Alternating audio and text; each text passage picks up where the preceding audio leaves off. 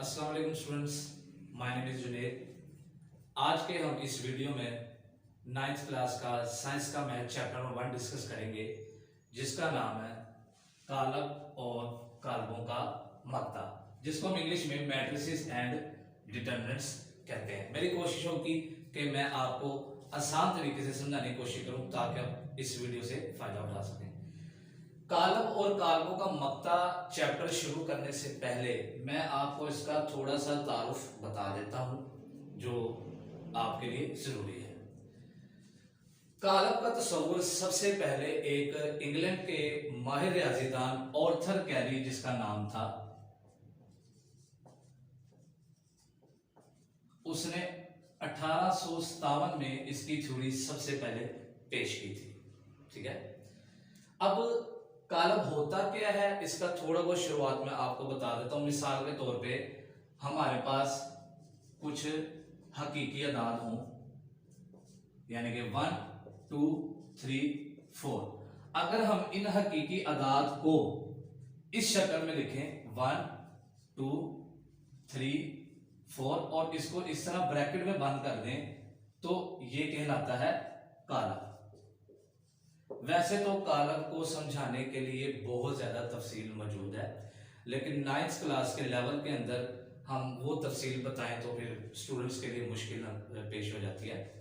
तो मैंने आपको बताया हकीकी अदाद अगर हमारे पास 1 2 3 4 5 6 7 कुछ भी हो सकते हैं, उसको इस शक्ल में लिखकर और साइड पर ब्रैकेट्स लगा देने को हम कालब कहते हैं। ठीक है, चैप्टर नंबर 1 एक्सरसाइज नंबर 1.1 शुरू करने से पहले मैं आपको चंद जरूरी और हदायत बताऊंगा जिससे आप इस चैप्टर को आसानी से समझ सकेंगे।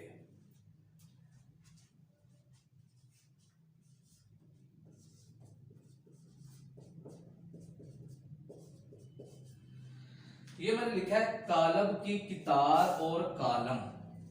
कितार और कालम को समझे बगैर इस चैप्टर के सॉल्यूशंस को समझना बहुत ज्यादा मुश्किल हो सकता है, क्योंकि कितार और कालम ये दो ऐसी चीजें हैं इस एक्सरसाइज की जो समझेंगे तो हमारे पास सवाल आसानी से हल हो सकेंगे। मैं आपको मिसाल दे रहा हूं। फर्ज करें हमारे पास एक कालम है 2 6 9 8। मैंने वैसे ये कालम लिखा है। अगर हम इस कालम को जो इसके अंदर मौजूद ये एलिमेंट्स हैं, ये जो कालम के अंदर मौजूद नंबर्स होते हैं, इसको कालम के एलिमेंट्स या अरकान कहते हैं। उर्दू में अरकान कहते हैं, इंग्लिश में एलिमेंट्स कहते हैं। अगर हम इन एलिमेंट्स को उफ्की उफ्की या इंग्लिश में इसको हम कहते हैं हॉरिजॉन्टल, उर्दू में हम उफ्की कहते हैं और इंग्लिश में हम कहते हैं हॉरिजॉन्टल। अगर हम कालम में मौजूद एलिमेंट्स को उफ्की लिहाज से देखेंगे इस तरह, तो वो इसकी कहलाएगी किताब। कोई भी कालम आपके पास हो, अगर हम इसको इस शक्ल में देखेंगे जैसे कि मैंने आपको अंडरलाइन करके बताया है, इस शक्ल में, इसको हम उर्दू में उफ्की और इंग्लिश में हॉरिजॉन्टल कहते हैं, तो इसको हम किताब कहते हैं। इसी तरह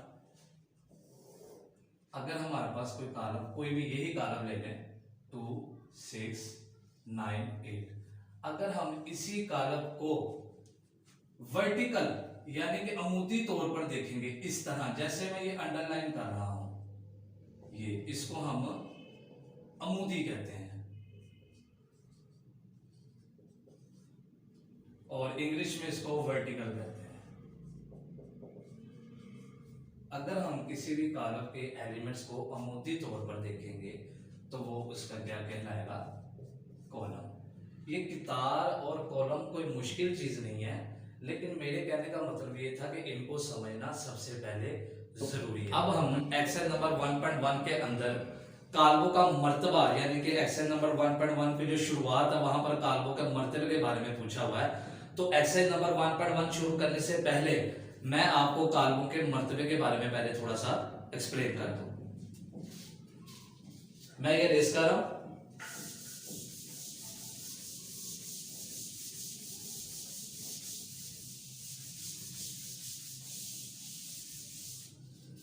जी, काल्बों का मर्तबा क्या होता है?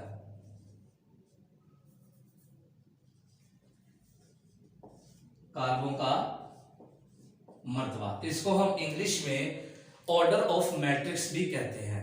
एक्सरसाइज नंबर 1.1 शुरू करने से पहले कालमों का मर्तबा जरूरी है, क्योंकि उसमें सबसे पहला क्वेश्चन यही पूछा गया, इसलिए इसका तारुफ भी मैं बताना जरूरी समझ रहा हूं। कालमों का मर्तबा असल में होता क्या है, मैंने अभी आपको बताया है कि हमारे पास कोई एक कालम हो, मिसाल के तौर पे 1 2 3 4। मैंने आपको अभी कितार और कालम के बारे में भी बता दिया है, तो अब हम कालमों का मर्तबा आसानी से समझ सकते हैं। जैसे कि मैंने आपको बताया कि अगर हम किसी भी कालम को इस तरह उफ़क़ी तौर पर देखेंगे तो वो उसकी कितार कहलाती है, अभी मैंने आपको बताया। और मैंने आपको ये भी बताया है कि अगर हम इसी कालम को यूं वर्टिकल तौर पर देखेंगे, जैसे कि मैं ये अंडरलाइन कर रहा हूं, तो इसको कालम कहते हैं। कालमों का मर्तबा किस तरह फाइंड किया जाता है, याद रहे कालम का मर्तबा का फार्मूला होता है m/n। ये माइनस का निशान नहीं है, ये डैश है, m-/n या m/n इसको पढ़ सकते हैं। यहां पर m से मुराद होता है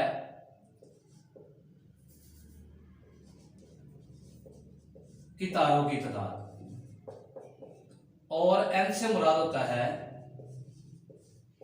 कालमों की तादाद।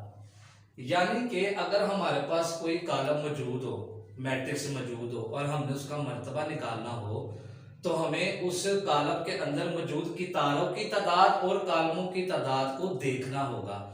जब हमारे पास कालम की तादाद और कितार की तादाद आ जाएगी, तो हम उसको इस फॉर्मूले के अंदर, जो ये फॉर्मूला लिखा हुआ है m/n,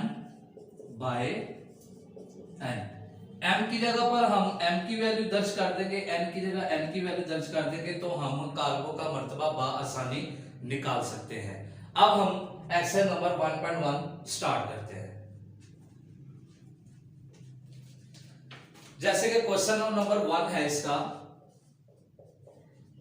उसमें उसने हमें पूछा हुआ है कालमों का मर्तबा बताइए। वही क्वेश्चन जो मैंने अभी आपको समझाने की कोशिश किया। क्वेश्चन नंबर 1 का पार्ट नंबर 1 है, हमारे पास एक कालम है A, 2 3 -5 और 6। हम इसका कालम का मर्तबा फाइंड करते हैं अभी। अब आप देखें, सबसे पहले हम m लिखेंगे। m से मुराद मैंने अभी आपको बताया कितारों की तादाद को m कहते हैं। अब इसमें कितारों की तादाद कितनी है, 1 2, यानी कि m हमारे पास क्या आ गया 2। अब हम n फाइंड करेंगे। n का मतलब होता है कालमों की तादाद, 1 और 2। हमारे पास कालम कितने हैं, 2। अब इस फॉर्मूले के तहत जो अभी मैंने आपको फार्मूला समझाया m/n, वो हम यहां पर दर्ज करेंगे, m/n। अब m किसके बराबर है, 2 के। n किसके बराबर है, 2 के। ले लीजिए, ये हमारे पास फाइंड हो गया कालम का मर्तबा। इसी तरह इसके बहुत सारे पार्ट है, ये मैंने आपको फर्स्ट पार्ट करवाया है जिसको A का नाम दिया गया था। इसी तरह B C D E F मैं कोशिश करूंगा कि आपको ज्यादा पार्ट करवाऊं, बाकी जो 2-4 रह जाएंगे वो आप खुद इसको आसानी से सॉल्व कर सकते हैं जी। अब हम इसके नेक्स्ट पार्ट करने की कोशिश करते हैं। मैंने अभी A वाला पार्ट किया, ठीक है, B वाला पार्ट A की तरह ही है। अब नेक्स्ट हम C वाला पार्ट हल करते हैं, जो कि है हमारे पास 2 और 4। इसका भी हमने मर्तबा फाइंड करना है। जैसे कि मैंने अभी आपको बताया है कि m से मुराद होता है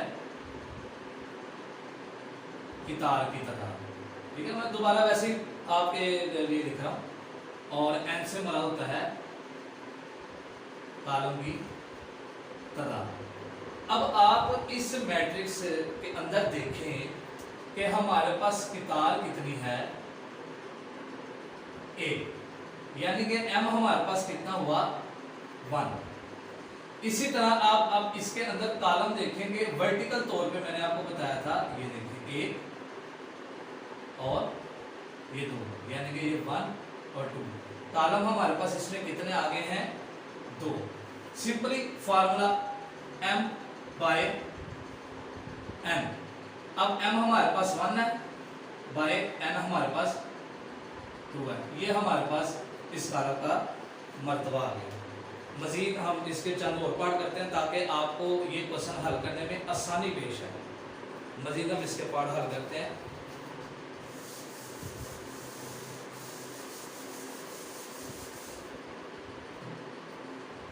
क्वेश्चन नंबर, अब डी वाला पार्ट करते हैं हम। डी वाला पार्ट हमारे पास बराबर है 4 0 6। इसके अंदर मैं आपको m और n लिखने से पहले आप एक चीज बता दूं। इसके अंदर अगर हम देखें तो ये रो 1 है, ये रो 2 है, रो से मुराद किताब, ये रो 3 है। यानी कि इसमें हमारे पास m किसके बराबर है? 3 के। 1 2 3। ये जो मैंने 1 2 3 लिखा हुआ है ये आपको समझाने के लिए लिखा है, आप इसको जुबानी भी पढ़ सकते हैं। यानी कि 1 रो 2 और 3। नंबर ऑफ रोज यानी कि किताब की तादाद हमारे पास कितनी आ गई? 3। और n जिसको हम कॉलम की तादाद कहते हैं वो हमारे पास सिर्फ 1 है। ये देखिए, ये रिमाइंडर n का। तो m बाय n, m हमारे पास कितना है? 3 बाय n हमारे पास कितना है? 1। ये हमारे पास इसका आंसर आ गया। वैसे तो इसमें टोटल 1 2 3 4 5 6 7 8 टोटल इसके पार्ट हैं, जिसमें से मैंने आपको 1 2 और 3 पार्ट करवाए हैं। मजीद मैं कोशिश करता हूँ 1 2 पार्ट आपको और करवा दूँ, फिर जो 2 3 रह जाएंगे आप इसको अपने तौर पर प्रैक्टिस कीजिएगा ताकि आपको इस क्वेश्चन की समझ आ सके। मजीद मैं इसका पार्ट नंबर हल करता हूँ। F वाला ये बड़ा छोटा था और बच्चों को अक्सर मुश्किल लगता है। वो पार्ट हमारे पास क्या है? F वाला, सिर्फ 2। इस F पार्ट के अंदर जो एलिमेंट है, अरकान है, वो सिर्फ 1 है, मतलब 1 नहीं है। 1 से मुराद है 1 रुकन है जो है 2। अब बाज़ तक बच्चों को इस क्वेश्चन में नहीं पता चलता कि इसमें कितारें कितनी हैं और कॉलम कितने हैं। मैं आपको एक चीज़ बता दूं कि आपके पास मुश्किल सवाल आ जाए या आसान आ जाए, आपने अपने माइंड में वही पॉइंट ऑफ व्यू रखना है जो कि मैंने आपको उसके तारुफ में डेफिनेशन में बताया था कि कारबों का मर्तबा किस तरह निकालते हैं। आप इसको सिंपली देखें कि अगर मैं इसको हॉरिजॉन्टल देखूंगा, उफकी देखूंगा, जो कि मैंने आपको शुरू में बताया था, तो इसके अंदर कितार 1 है। और इसी तरह अगर हम इसको वर्टिकल या अमूदी जिसको कहते हैं उसमें देखेंगे तो उसमें कॉलम भी 1 है। सिंपल, कोई इतनी मुश्किल नहीं है। तो फार्मूला बनाएंगे m बाय n। तो इसमें m भी 1 है और n भी 1 है। ये पार्ट भी हमारा सोल्व हो गया। मुझे लास्ट पार्ट मैं आपके लिए कर रहा हूँ ताकि ज़्यादा से ज़्यादा क्वेश्चन को आप इस वीडियो में देखें और जो 2 3 क्वेश्चन आएंगे उसको खुद हल करने की कोशिश करें। लास्ट वाला पार्ट मैं आपको h वाला करवा देता हूँ जो कि है 2 3 4 1 0 6।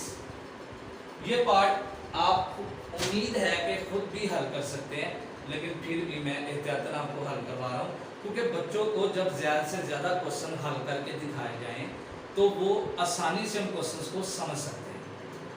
अब इसके अंदर हमारे पास नंबर ऑफ m यानी कि कितारों की तादाद कितनी है, ये देखिए 1 2, यानी कि m हमारे पास है 2। और इसी तरह n की तादाद अगर हम देखें यानी कि कॉलम की तादाद अगर हम देखें तो 1 2 और 3, 1 2 और 3 हमारे पास इसमें 3 कॉलम है। तो n हमारे पास आ गया 3। तो आंसर हमारे पास अब क्या आ जाएगा? m by n। m हमारे पास 2 है बाय n हमारे पास 3 है। ये इसका आंसर आ गया। आप ये माइंड में रखिए कि जब भी हम कोई एक्सरसाइज या कोई क्वेश्चन हल करते हैं, अगर हम अपने माइंड में ये रखें कि हमने उसको समझने की कोशिश करनी है तो कोई भी क्वेश्चन मुश्किल नहीं होता। मेरी कोशिश होगी कि मैं मज़ीद क्वेश्चंस और इस एक्सरसाइज में मौजूद जितनी भी डिफ़िकल्टीज हैं उसको आसान अल्फाज में समझाने की पूरी कोशिश करूँ। Thanks for watching my video.